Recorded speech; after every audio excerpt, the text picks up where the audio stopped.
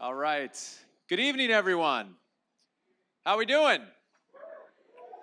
Who's ready to talk Women's World Cup? All right. My name is Jared Augustine. I'm the CEO at Thuzio. Thank you all so much for being here. We like to think of ourselves as the home for live sports storytelling. And to our members, it's great to have you all back again. The guests of members who have never been to an event before, we welcome you. Our mission here is to bring you up close and personal with great stories and individuals of sports, certainly like we have here tonight. And we hope you enjoy that. Tonight's a little special for us too. We opened our doors to some kids in the room tonight, so that's fun for us. That's a little unusual and a really good time. We're happy you're all here. A couple of quick thank yous. Thank you to our friends at Insperity. Thank you very much for being here. Sponsoring the meet and greet and the interview. And thank you very much to our friends at Smart Choice Communications as well, who have partnered for the Q&A. I'm going to leave the proper introduction to Lakin, but let's give a proper round of applause to our guest of honor tonight, Christie Pearce Rampone. And a round of applause for our moderator, Lakin Lippman of Sports Illustrated. Take it away. Hello, everybody. As he said, my name is Lakin Lippman. I am a writer at Sports Illustrated, and I cover a little bit of soccer. So I actually covered Christy at the 2015 World Cup, and I'm excited to be talking to her today. So with that, I think we'll just get right into it. And I think I want to just broadly first with the World Cup starting, I guess, next week. Are we already there? Yeah, the 7th. Yeah, the 7th. Yeah, just what are some of your fondest memories of playing in all those World Cups? So many memories playing World Cup. I always call them my bookends because I was able to win in 99 and 2015, and so many memories in between. I was able to compete in 5 World Cups, and every World Cup was so different because of the advancement of technology, the togetherness of the team, the federation putting more money into it. So it started in 99 when we didn't even know what to expect. You know, I started with the team in 97 leading up to the 99 World Cup, and all we did was have meetings about it, starting at Rutgers University and ending in California, and we as players decided to make it bigger. You know, we went and did clinics, radio hits. We did these sneak attacks where we just show up on club teams, and these kids had no idea we were coming, and we just run out onto the field to get them excited for soccer and have the passion that we had, because we knew we had a good platform. We knew we had great athletes and players. We just wanted to make this tournament special. And through that, in 2 years of promoting ourselves and trying to get our names out there, it extended to, you know, driving up to Giant Stadium to a sold-out arena, and just unbelievable, amazing accomplishment for the team, and seeing so many people coming out and supporting women's soccer in a time when really no one understood who our team was back in 99, because the 96 Olympics wasn't televised. You only saw highlights. So it was a big change when you came over to 99 and saw this amazing team of athletes. So that was the whole start of it, and that's when I kind of knew I wanted to be on this team. You know, I was so young, eyes wide open. I just followed in Mia, Julie, Christine Lilly's footsteps of wanting to aspire to be them, and being able to finish in 2015, hosting the trophy. Role again a little different. I was coming off the bench and got to play in the final minutes of the final, but was leading from behind and helping the younger players stay confident and composed and playing at their best, as well as keeping Jill under control with dealing with all the media behind the scenes. I'm like, we got it. Stay within the bubble, stay within the locker room. Don't focus on any of those distractions, just focus on the team. And it was exciting to see the team hoist it again in 2015.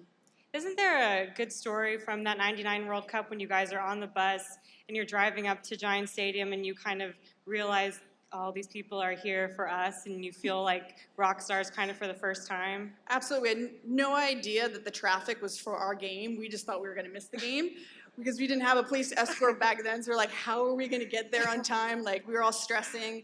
And I remember our media director, Aaron Heifetz, just standing up and saying it was a sellout, and the bus went crazy. And we realized that was for us, and we saw people tailgating and their faces painted and everybody wearing red, white, and blue. So it was an unbelievable experience to start that process to that World Cup.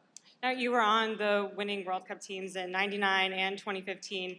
In what ways has the sport of women's soccer changed on and off the field between those World Cups spanning 16 years? Absolutely. Every 4 years, the team gets better. You know, it's a transition period of bringing young players in with veteran players, so the energy is still there, and you're playing on the best team in the world, so every training is competitive. The training sessions are actually harder than the games itself, and there's so much competition, and everybody is trying to make themselves better as well as the players around them, because as you realize when you play for the best team in the world, it's not the best 11 players that start, it's the best 11 players that work together, because in order to win a world championship like a Olympic gold medal or World Cup, it's a process. It's 6 games. It's draining. So you need those players on the field committed to each other, especially when the crowd is screaming and yelling and you can't hear each other talking. You kind of just look at each other's eyes and know the movements and know what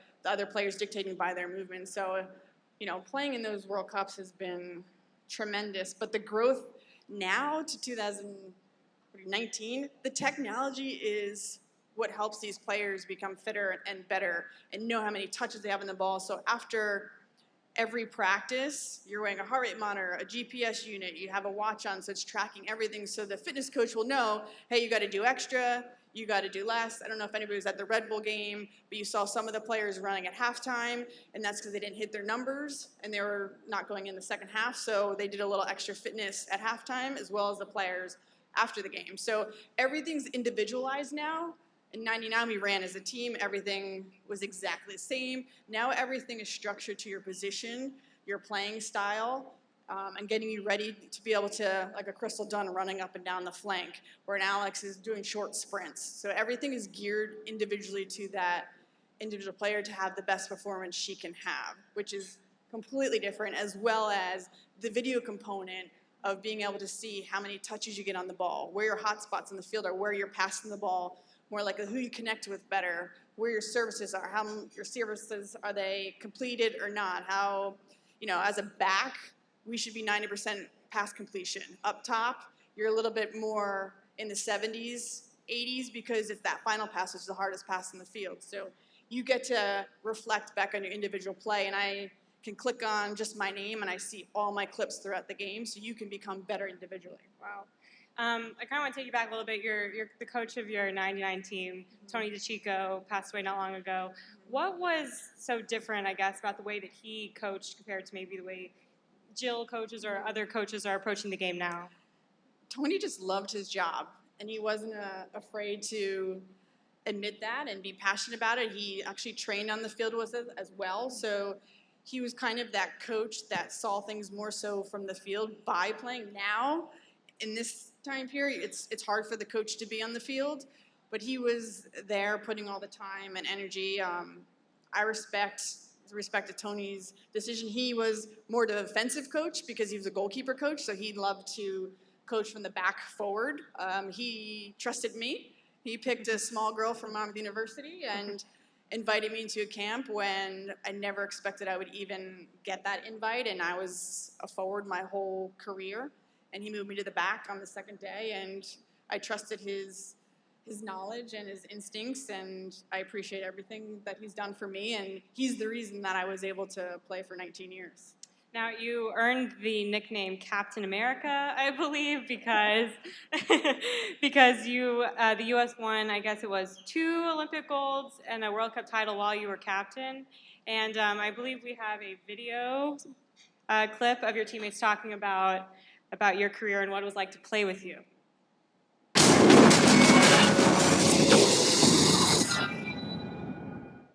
Christy was always that player that was so strong. Captain America, that's the truth right there. The way she continues to go and go and go. Superwoman. She just does it all. She's still doing it all. Like, come on. The goal is to win World Cup and a gold medal, but I'm more about the journey than the final result. It's those 6 months, it's those 2 years, and that's what makes it special.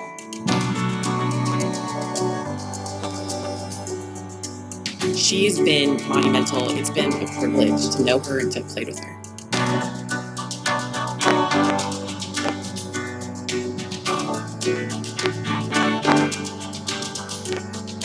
You kind of wore the perfect pair. I was the loud, obnoxious one, and she was quiet, lead by example type.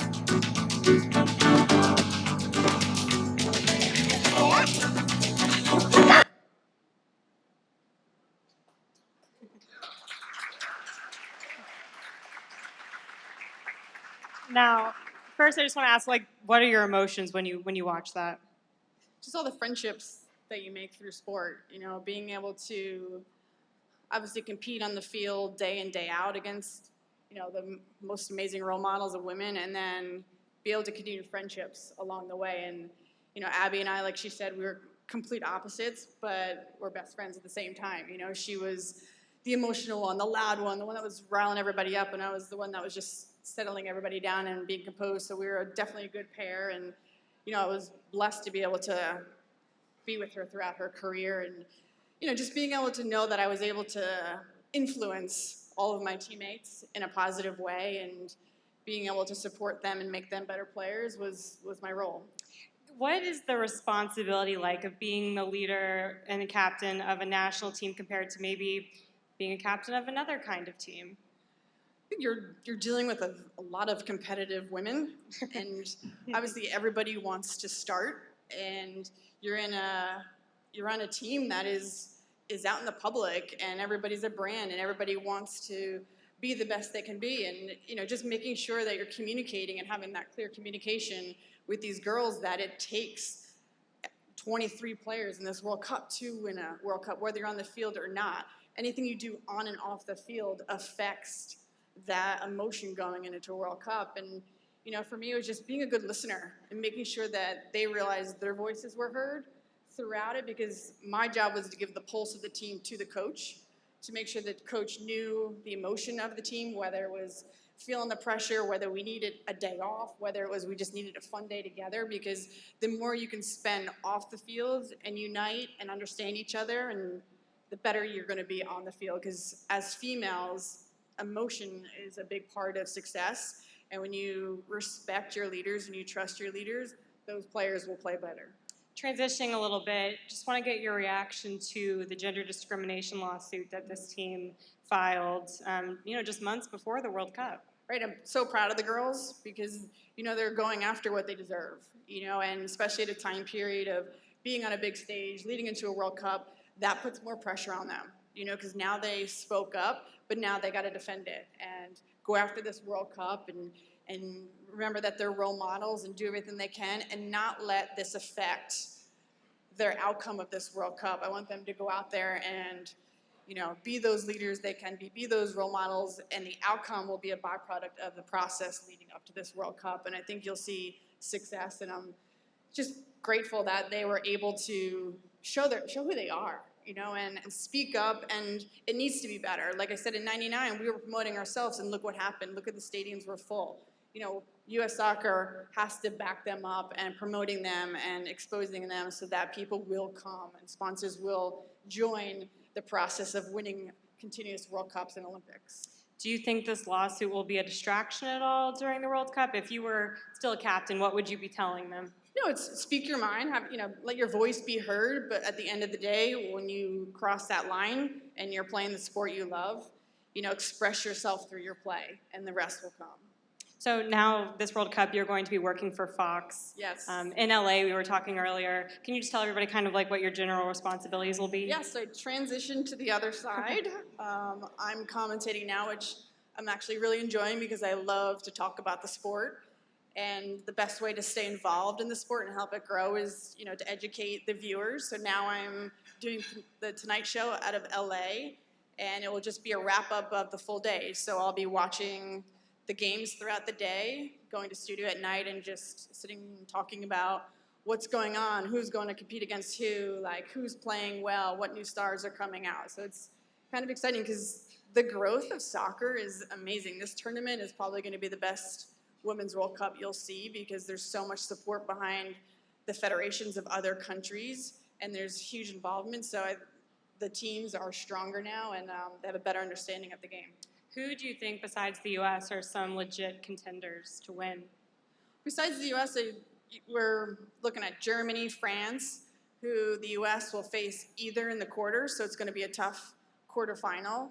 You have Australia with some young energy, some great players that are coming forward. England is doing well with Phil Neville as their head coach and giving them so much confidence. They're very athletic, powerful. And I would say you're going to look at this World Cup as more of a attacking mindset. You're going to see a lot of goals being scored. I think a lot of these countries have a lot of powerful forwards and just sending a lot of numbers forward, which then exposes the back line, so they're going to give up goals. But I think it's going to be fun because there's going to be a lot of goals, a lot of entertaining games to look forward to. What would you say, have you gotten a chance to kind of see like what the U.S.'s strengths and weaknesses are? The U.S. has, I think, the best transition game in the world right now. They send a lot of numbers forward. Our attacking six are brilliant.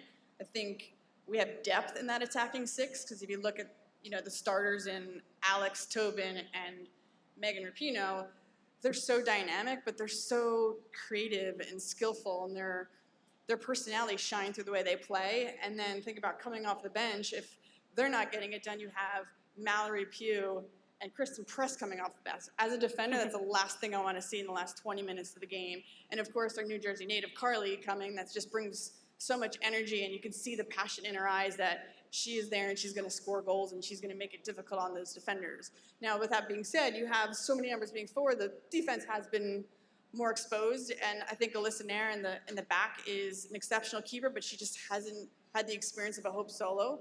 So you're going to see her get through some games, being a little nervous, getting used to that background, getting used to being in a World Cup stage. But I think as you see the games go on, you'll see the defense get more and more secure and be ready for those semifinal, final games. I know a lot of athletes say when they're preparing for championships that, their preparation is the same as always. But when you're heading into a World Cup, I mean, do you do anything differently? I know there's a lot, some whole month of just playing straight through. Yeah, just taking it day by day, because if you worry about the outcome and you worry about getting to the final, then all those pressures and stresses get to you a little bit earlier. So you just have to take it game by game with, Thailand being the first game in Chile. It's the first two great games for them because it's going to be a little bit easier competition. And then they'll hit the real game against Sweden, who knocked them out in the previous Olympics earlier than expected. And so that game is going to be a telling game, but they just need to get better and better every game. We don't want to be peaking in the beginning. We don't want to be playing our best soccer in those first two games. So it's just, not looking too far ahead, staying relaxed, composed, and being able to have that balance. Like when you play in those games, those next days have to be recovery. Each player is going to be different. Some will want to see family. Some will want to be just sitting in their room watching movies and relaxing. And you can't look at someone next to you and get too emotional if they're not doing something you think you should be doing or they should be doing. So it's about focusing on yourself and making sure you're ready for those big moments and those big chances, especially the subs that are working so much harder than anybody understands, because you don't see them on the field, but they're going to training the next day when the starters are resting. They're putting in almost more time to be ready and ready for that call up. So they're not necessarily rested as we would think. When you're sitting at home thinking, oh, the subs should be so rested and ready to go, they're still grinding and they're still into their fitness. They're playing small-sided games. They're in the grind to be ready for those 10, 15 minutes if they get it. What kind of things would you guys do when you had downtime together during World Cups? A lot of Netflix, watching shows, and you end up staying in meal rooms longer and just talking and trying to talk less soccer and more life stuff.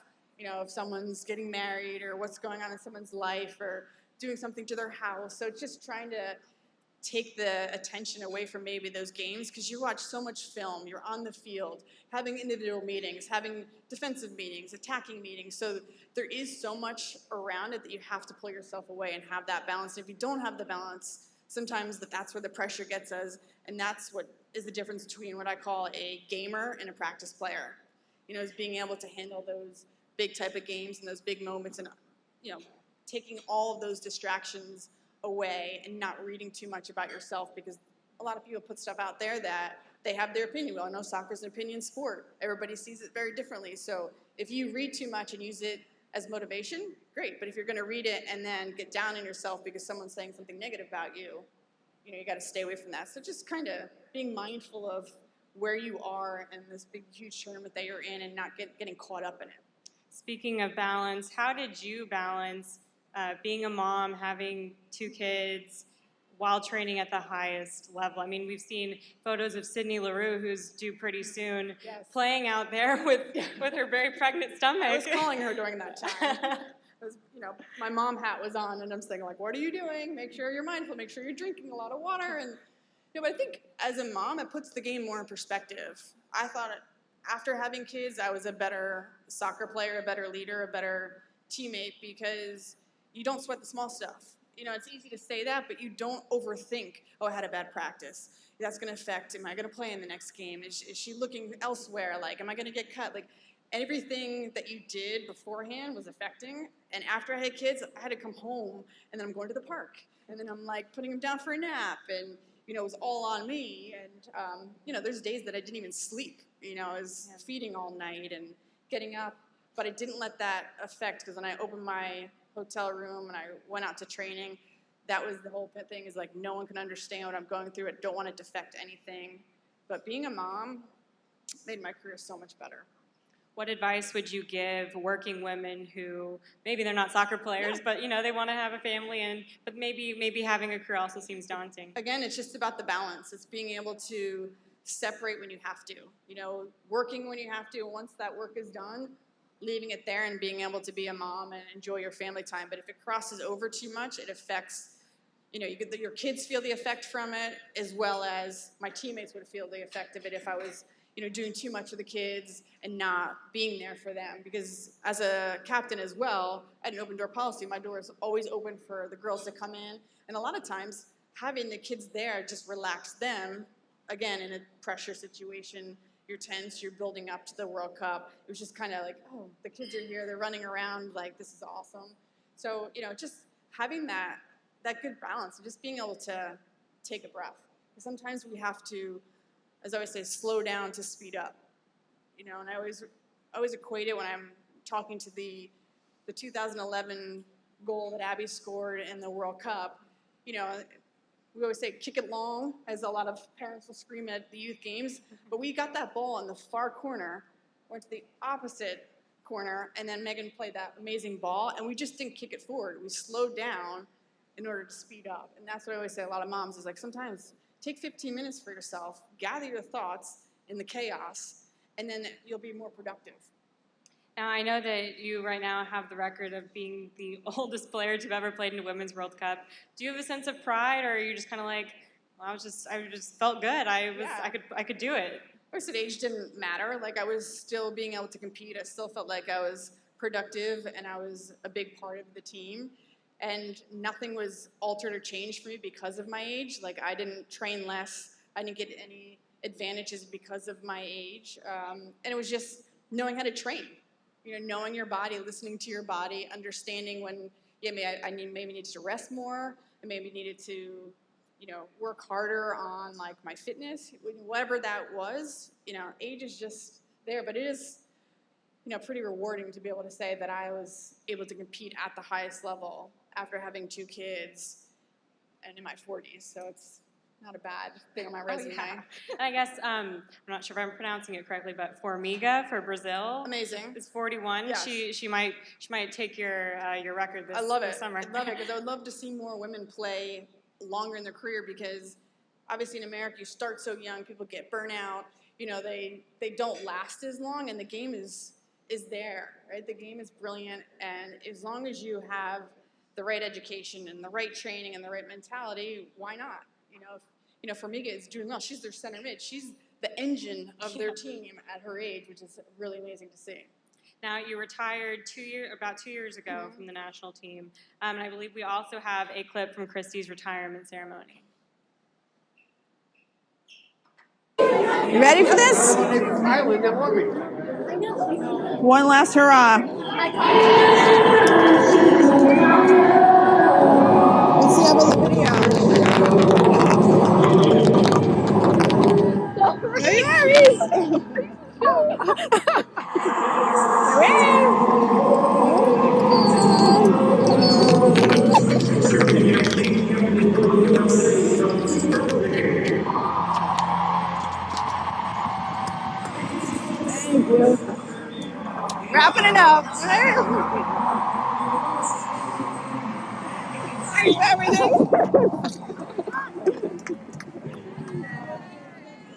Ladies and gentlemen, please rise.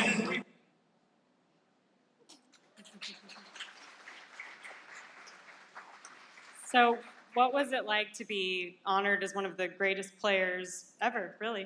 It was an amazing day because I didn't have to play. I got to really enjoy it. I did it a little different because, for all the fans and my family and everybody that's had supported me along the way, I wanted to make sure my retirement game was in New Jersey.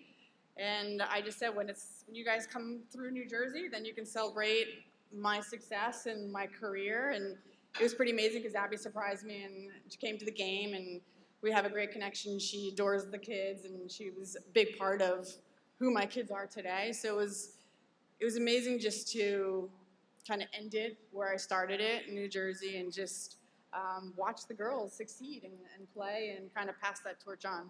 And now you live in New Jersey, right? Mm-hmm. And you're coaching your daughters? Mm-hmm. Yes, I'm on the field almost every night coaching and giving back to the youth, and it's fun. It challenges me in different ways on how to relate to the kids and how to coach and how to communicate with them, but it's been so much fun, and I've seen so much growth within my own daughters and their team, and parents just believing and trusting in my coaching ability and my system, because as they're younger, I'm not about winning, I'm about developing. And a lot of people just want to win, but I would promise them by the time they're 13, 14, we'll start winning, and it's been working well, and it's amazing to be able to see the girls translate from playing to watching the World Cup to watching these girls play and actually give feedback about what they're seeing. And that's a big part of the success. Do you think your daughters will follow in your footsteps and try to make the national team?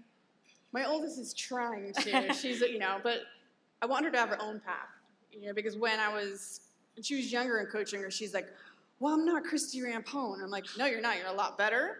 And you have a whole different path. And if you want to, and put your mind to it, we can work on helping you get there. But right now, we just work on winning and developing. She's a defender. Like, she just understands the whole process now of making the players around her better and then hopefully advancing. And, her goal right now is to play in college. Now, final question for me. I asked you at the beginning just kind of some of your favorite memories from the World Cup, but what's been the most rewarding part of your career? I think the most rewarding part is the challenge that it's given me throughout the years of pushing me past my comfort zone and getting me out there from, starting in the unknown of my first flight out to California when I was 21, eyes wide open, having no idea what I was getting into, to then becoming a captain of a team, now commentating that what the sport has given me has been unbelievable, and I'm in the process of writing a book right now to give back, because the sport gave me so much that I want to educate parents on what sports can give their children other than winning. And obviously the winning is part of it, and I always say if you're not winning, you're learning, and to understand that it's a complete process. And I've gained so many great teammates and friends, and I have so many amazing memories, good and bad, going through injuries, going through, having children, traveling the world. But in the end, sports has made me who I am today. Well, thank you, Christy, so much. Thank you.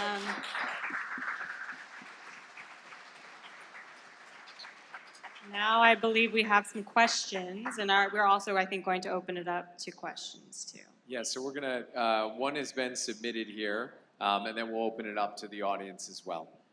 So this is from Kevin O'Connell, a ticket manager. What advice, Christy, would you give to young women who want to play soccer at the highest level? What I would basically say is, first, make sure you love the sport, and it's about putting your time and commitment into it and respect the sport and be all in. So when you step on that field, be all in. Let all those distractions of the outside life, whether it's your friends, whether it's, worried about a test, you're on the field, get on the field and try to be the best player you can. When you're in school, make sure that you do whatever you can to get on the field. I always say sports is a privilege. You got to get it done first in school, then you're allowed to, basically excel on the field. But don't be so hard on your life. Set your goals, but it's about I always talk about this, it's about the process, right? I didn't make teams. I got cut from teams. I had to deal with injury. But as long as you believe in yourself and you trust yourself, you're going to go a little bit further. But you got to put yourself out there. You got to be all in if you want to be at the highest level. So who has a question for Christy? Yes, you know what? I'm going to come over to you. Okay, 2 in a row. How do you think the game has to change at the club level in order for the U.S. to stay competitive as other countries are catching up in terms of skill and athleticism? It's a great question. At the club level, at the youth level, I'd say 12 and under has to all be about technique. 45 minutes of your practice has to be on technique and basically educating the kids on why you're passing the ball. You're passing the ball to keep possession. You're trying to shift defenses. You're trying to play to the correct foot. But I think we get caught up in, the younger players always just want to compete. And that's part of the U.S. mentality. But that's at the last part of it is learning how to compete. But if we don't work on our technique like the Japanese work on their technique, I've done a few clinics in Japan, and they do not go to goal till 11. So everything is, working, in those small, tight spaces, being able to be comfortable on the ball, and I think that's the next piece. As you see from like a Tobin and a Megan Rapinoe, how comfortable they are on the ball. We need more players like that being able to be creative and understand the game, but that starts at the youth level. And unfortunately, you can't win all the time when you're working on the technique part, as well as, backs being comfortable with the ball, goalkeepers rolling the ball out instead of punting. We're getting to that different level of sophistication and understanding the game. And on the flip side too, is we also have to encourage the younger players to watch the game. Watch themselves in the situation of maybe a national player or the NWSL, or the MLS. Put yourself in that situation. Would you make the same decisions? But it's problem solving and trying to get these kids to think the game rather than just react to the game. Thank you for your comments. I wanted to ask you a little bit, you commented on in 1999 how it was training all together, but then in 2015, it really changed. It was much more individualized. As a leader and a captain of the team, how did you get the people that were so individualized to get back together and really come together as a team and really win that, World Cup and just come together as such different training? Right, just continually to that communication of realizing that, from my experience, it takes the entire team to win a World Cup. Yeah, there's brilliant individuals out there, and you have to push and get yourself to that fitness level, but it's a matter of working as a unit and the strongest unit from top to bottom, right? We talk about our back line in the U.S. not being that strong right now, but it starts from the top bottom, so it's all 11 it has to get through. So we need to have a better unit from, those forwards all the way to the back, working together, making it so hard to break us down. And that's just something that you just have to communicate after trainings. When there is a mistake or there are breakdowns, it's going over those goals, seeing yourself in those uncomfortable positions. But at the same time, individually, in order for the game to be as fast as it is and people making decisions as fast there, you have to be fit, but it has to come back because, as I say, Brazil is one of the most brilliant individual gifted teams out there. They haven't won anything because they have never come together as a team. And I remind the players all the time, look how good Marta is. Look at how good Formiga is. They just can't get it together. They don't have enough time together as well. Their federation hasn't brought them. And those are just, quick reminders to the team is look at that's what we can turn out to be if we decide to go individual into our own brands and not really come together. But the U.S. is all about the mentality and being united and winning it, because I believe in this World Cup too, you're going to see all 20 of those 3 players on the field contributing at some point. Christy, what would your teammates say about your leadership style when you're a captain? My leadership style is very different, I would think, than you would assume a leader would be, because I am very quiet. I speak when I want to be heard. I don't talk all that much, but when I do say something, the girls, I felt listened. They respected the fact that I was still the fastest player on the team when I retired, and that I still continued my fitness level, and I never used excuses. So it was hard for them to kind of get into that negative, because I try to be as positive as possible in every situation. So I would assume they would say, and I hope they would say, that I was just a very, like a motherly captain in a way. Like I was always giving back because the team meant more, the team's success meant more than my own individual success. Hi, I have a quick question right here. Sorry. So, as like a young girl that I am entering women's sports in college soon, and just for the love of sports, just not even soccer, basketball, just women's sports, what do you suggest to girls like me who are soon entering this platform in this place for like sports inequality and for women who need to have more of a voice? I would just say stay on task, stay focused. Don't let any distractions or viewpoints get in your way of how you believe and your goals. I know you're going on to college in a few years, and you know it's a big step, right? You just can't act the same. You got to make changes, right? So in order to be successful, you have to continue to grow yourself mentally and physically. A lot of times everybody just thinks you got to work on the soccer bit. I think you also have to work on the mentality side of it, and that's dealing with the pressures and the fears and, you know, the trust and the accountability and, you know, all of those intangible things that we don't even think about. You just think like, oh, I just got to go out and touch the ball a lot. I got to be fit. But I think if you can have a balance between both those sides and continue to speak your voice. But if you lead by example and you believe and trust in the way that you're training and the way that you're presenting yourself, because body language is everything, then your voice will be more heard, and you'll trust yourself to use your voice more. Christine, other than present company included here, who do you think is the best women's soccer player that you ever played with or against throughout your career? Oh, that's a tough one. I think overall with the mentality and the physical side and showing up in big games, I would have to say Abby. She was brilliant in the fact that she started with the national team with not even like making rosters and no one really believing in her, and she worked her way up to being the player that she was and scoring in big time moments, team counting on her in those big time moments. Dealing with, you know, that pressure is something that is really hard it takes a special person, and playing against her in the leagues, her timing was impeccable, her heading presence, just the love and the passion she had, and how she brought players around her was unbelievable, you know, and watching her be like almost a mother figure to Alex, and watching Alex grow underneath of her and how Alex relied on Abby was something special to watch, as well as, you know, what Mia did for Abby. But Abby's kind of that middle ground between the two of them that has just, I think, has a different level than any other player I played against.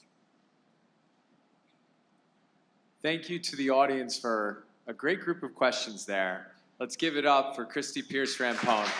Thank you.